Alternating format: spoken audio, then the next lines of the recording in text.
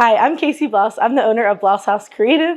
We do graphic design, paper printing, signage, and promotional items. We love to be the place where people can bring their ideas that are creative and help them come to life. We are located at 203.5 Depot Street, Christiansburg, and it's right downtown, or we can be found online at blousehouse.org. This episode was recorded January of 2025. For updates, visit christiansburg.org or Christiansburg Town Hall. In this episode, we learned details about Christiansburg business information, including business licensing, business advising, business resources, and more, with Miles Campbell, the Small Business Solutions Manager. For more information, go to christiansburg.org or visit Christiansburg Town Hall. Now, let's get to the episode.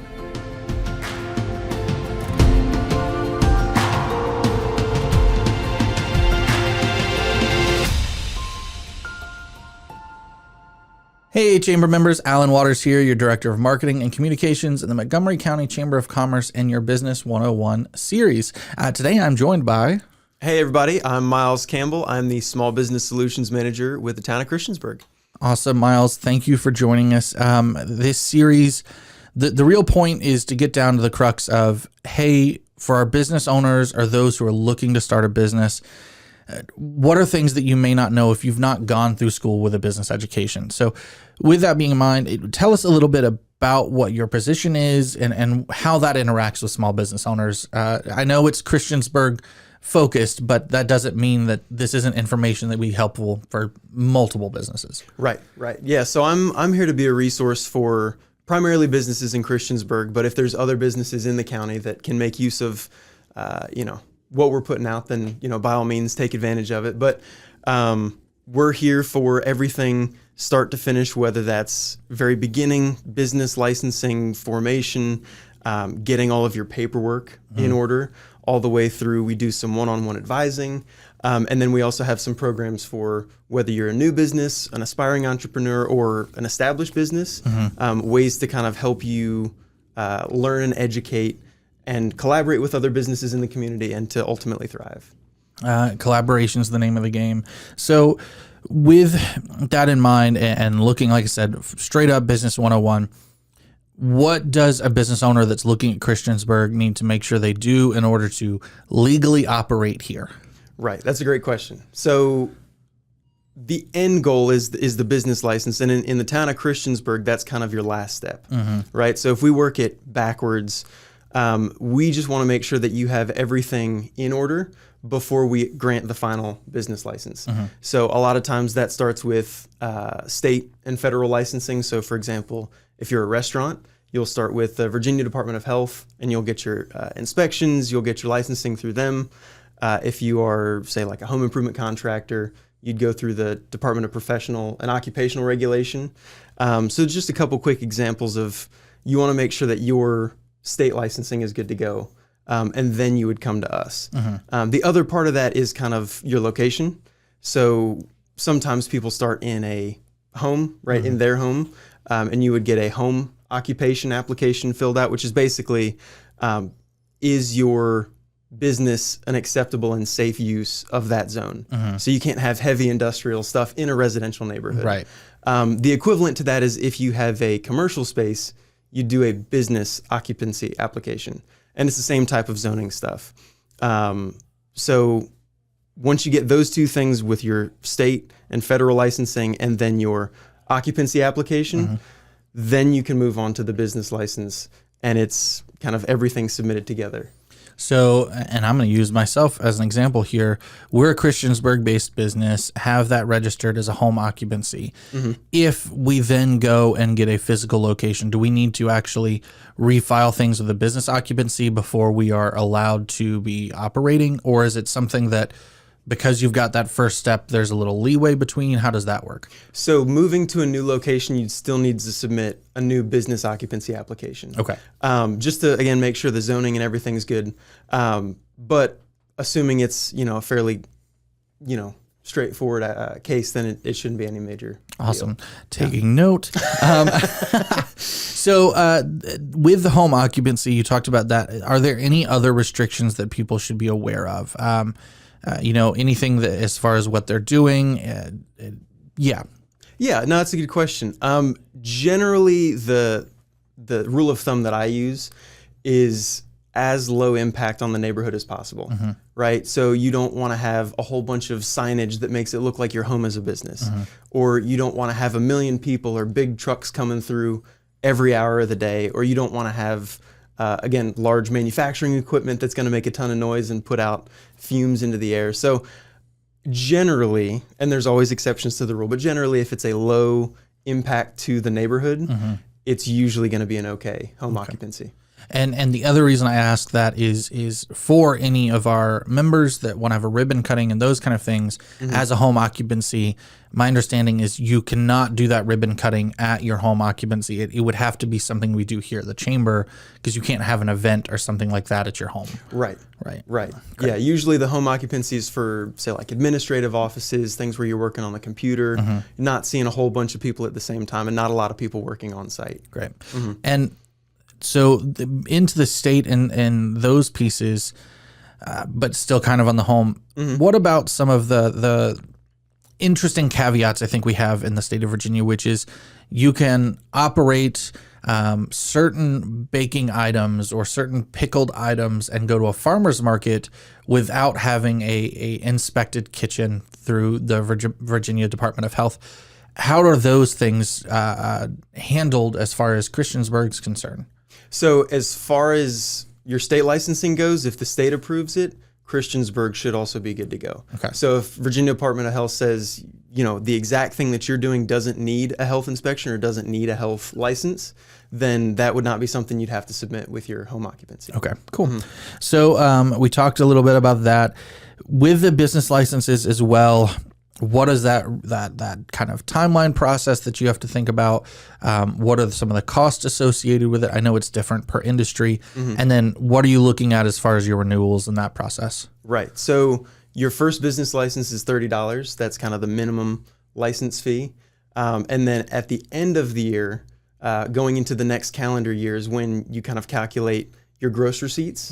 And then it's a percentage of that would be your renewal. And that's kind of like the business and professional license tax. Okay. And it's a very small percentage. If you're retail, it's 0.00175 of your gross receipts, or 17.5 cents per hundred.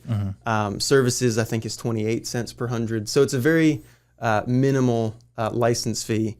And if you don't have enough gross receipts to get over that $30, you just pay the $30 simple. Okay. Yeah, so it's pretty straightforward, pretty simple. And the timeline for that, generally, if you do a occupancy application, whether it's business or home, to get it all ironed out is usually about a week or two, and that's including the back and forth. Because it is important, it's a conversation, right? It's not, when I first got into it, I thought it was like some big, scary government regulation, but it's really just a conversation between the business owner and the zoning people. And if there's something that doesn't work out, they'll give you a reason and say, just this specific part of what you're looking at isn't something you can do there. And a lot of times they can just say, okay, great, I won't do that part of it, or I'll find a different location for that part of it, and it's good to go. Okay. So they're very responsive. They're super great at working with local businesses, make it super easy. And going into the other part of that, you mentioned collaboration earlier. Those that are in the town of Christiansburg, I think, are pretty used to the fact that they pay taxes to the town of Christiansburg and they pay taxes to Montgomery County. What should businesses be prepared for on that line? Is it very similar? Are there things that they're paying specifically in Christiansburg that they would pay separately to Montgomery County? How does that work for businesses? Yeah, so in terms of that, the Montgomery County taxes, as far as I know, are only the tangible assets. And just like the business license tax, it's a once a year thing. And so that would be to anything that I guess you would use for business purposes, that would be considered an asset. You would mark down the value of it and pay that certain tax to Montgomery County. Okay. And Montgomery County does not require business licenses. Okay. So if you live in the town of Christiansburg, you get a license with Christiansburg. You don't need another license through the county. Okay, great. And then beyond that, is there anything that they're specifically paying to Christiansburg, or is it simply that business license every year and then? Yeah, the business license every year, and then if you're a restaurant, you would have the meals tax would go straight to Christiansburg. If you are a hotel or Airbnb or something like that, you'd have a lodging tax. Both of those are monthly, and those come straight to the town, and there is no duplicate tax for the county. So within all of this, can you give any tips and tricks just for our business owners to make sure that they are preparing themselves as best as they can? All of this being said, you're not a lawyer, you're not a tax professional, neither am I. Thank you for that. We have many members here at the Chamber that are, so check out our business directory. But anything you can do to just give some advice to our businesses? Yeah. So taxes, when you come to the year end, can be a big scary thing, but definitely making sure to track it throughout the year. So all of your incomes, especially since the business license is based on gross receipts, not profit, right? So anything that comes into the business, just set a little portion aside for the taxes at the end of the year. Track all of your expenses. A lot of people end up tracking it manually, but you can also get like an accounting software, and they're usually pretty affordable. But my biggest tip, like you mentioned, is get a tax professional. They'll know how to do all of this stuff. It'll save you a ton of time. In my personal opinion, I think it is well worth the cost to hire a professional. Absolutely. So as we kind of go away from the things that are relatively general, Christiansburg specific, I know that there are multiple programs you all have. Could you talk a little bit about, the Launch Christiansburg program, and then break into some of the other things you have available? Yeah. So Launch Christiansburg is kind of our big centerpiece for our small business programs. It's a 10-week crash course that takes aspiring entrepreneurs who have an idea, and through the 10 weeks gives them the opportunity to vet their ideas and to talk with customers and to, really hammer out all the details to where at the end they have a actionable business plan, right? So at the end of that program as well, they have a pitch competition, and there's award money that's given out to the top 3 pitches. And is that money, it's primarily meant to be used towards the things they've discussed in the program, or is it, hey, you just need to use it for the business or because I know some of them aren't in business yet, they're going through because they have the idea of, how does that kind of work? Yeah, so ultimately we want you to use the money on things that we talked about in class, or things that, were part of your idea, but we also know that business is business, right? Yes. Nothing's ever going to stay exactly the same. So the big thing though is that we want it to be more growth oriented. So if you're going to be expanding into a new space, that's growth oriented. If you're going to be advertising or marketing, that's growth oriented. If you want to have maybe a brand design and you want to have a new website, that's growth oriented. So just trying to help incentivize taking that next step and growing your business. And a shout out to Launch Christiansburg. The Chamber is a supporter of that. And for those that came first, second, third, they actually receive a year's membership at the Chamber complimentary. So if you're in Christiansburg, highly, highly recommend you take advantage of that. Talk to me a little bit. I know you just launched these small business groups this year. That's something that we're hoping to, on the quarterly basis, be a part of. Love to be a part of it more often, but there are only so many meetings that I can sign up for. So tell me a bit about that and what that kind of thought process going into it was. Yeah, so the goal of those was, we have our Launch Christiansburg, but that kind of is in the fall, right? And then the rest of the year, we wanted to have something that was more accessible on an as-needed basis, right? So if you're a small business or an aspiring entrepreneur, we don't want you to have to wait until that one specific part of the year to make progress. So these are kind of a way to where we can, throughout the year consistently, have encouraging and collaborative educational meetings. And they're all virtual, so it's super convenient.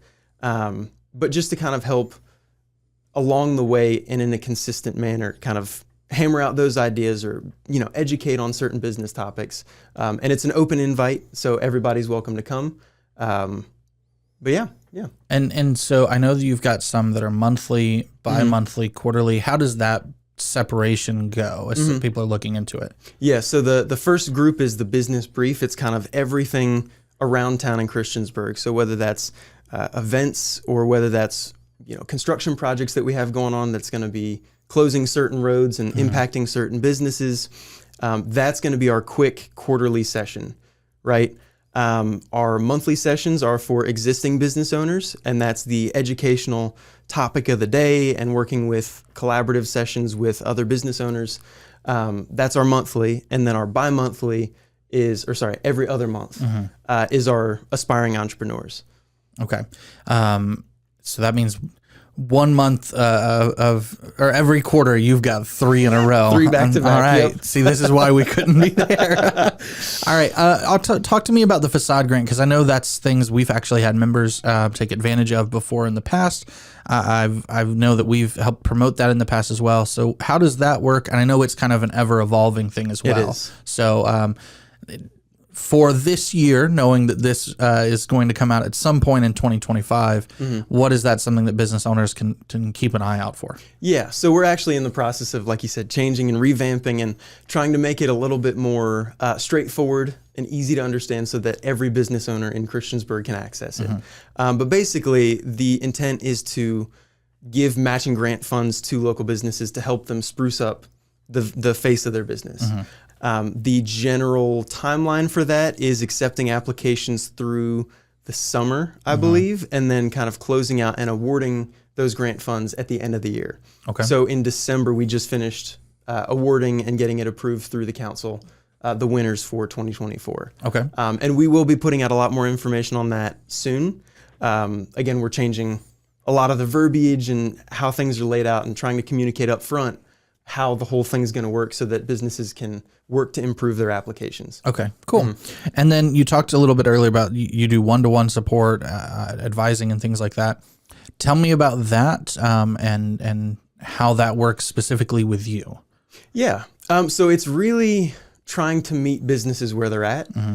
So a lot of times we'll talk about in the business group, we'll talk about a specific topic and that'll apply to half the businesses in the meeting, or they'll see a topic that's 3 or 4 months down the road that they really want to be a part of, but they need it now. So that's kind of where we use that one-on-one advising to fill that gap. Okay. And that way it's something that is accessible regardless of what point in the business you're at, that you can make actionable progress and grow your business. So it's mostly, it's more topic oriented. It's not necessarily, hey, come in and I'm your business advisor, is it?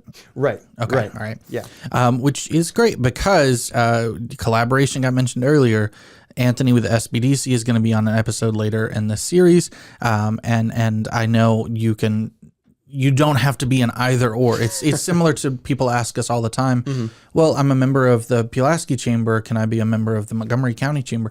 Absolutely. As many resources as you can use, please do so. Any other things you want people to know, businesses to know about you, about Christiansburg, or just about starting a business in general?